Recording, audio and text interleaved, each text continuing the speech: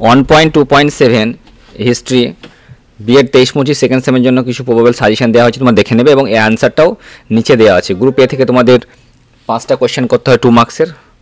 তো তার মধ্যে কিছু কোয়েশ্চেন দেওয়া আছে, প্রকল্প পদ্ধতির সংজ্ঞা দিন, মিথস্ক্রিয়া পদ্ধতি সুবিধা, সিআর পুরো নাম কি, মূল্যায়ন ও পরিমাপের মধ্যে দুটি পার্থক্য লিখুন, আকৃতিগত মূল্যায়ন কাকে বলে, সংক্ষেপে ইতিহাসের সঙ্গে রাষ্ট্রবিজ্ঞানের সম্পর্ক লিখুন, সহায়ক উপকরণ উদ্ভাবনা বলতে কী বোঝায়। গ্রুপ বি থেকে পড়েছে প্রতিপাদন পর্যবেক্ষণ পদ্ধতিটির কৌশল ব্যাখ্যা করুন, সমাজবিজ্ঞানে কিভাবে জাতীয় বোধ গড়ে তুলতে সাহায্য করে সমাজবিজ্ঞান, আর শিখন নকশা বিভিন্ন ধাপ, মোস্ট ইম্পর্টেন্ট শিখন নকশা বিভিন্ন ধাপ।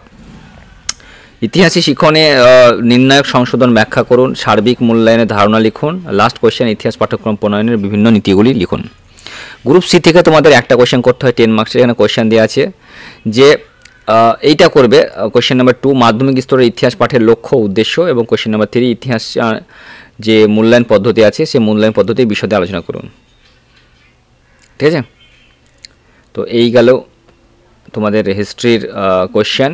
এর সঙ্গে প্যারালালি তোমরা উত্তরও পেয়ে যাবে, উত্তরটা একটু দেখে নেবে। 1.2.7 হিস্ট্রি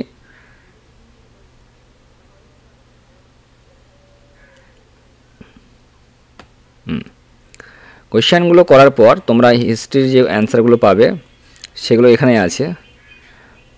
তো পিডিএফটা কালেক্ট করে নেবে হিস্ট্রির, তাহলে তোমরা সব কিছু পেয়ে যাবে। গ্রুপে অলরেডি দেওয়া আছে, টেলিগ্রাম গ্রুপে এবং ইউটিউবে। তো এখান থেকে তোমরা সমস্ত জিনিস কালেকশন করে নিও একটু, কেমন?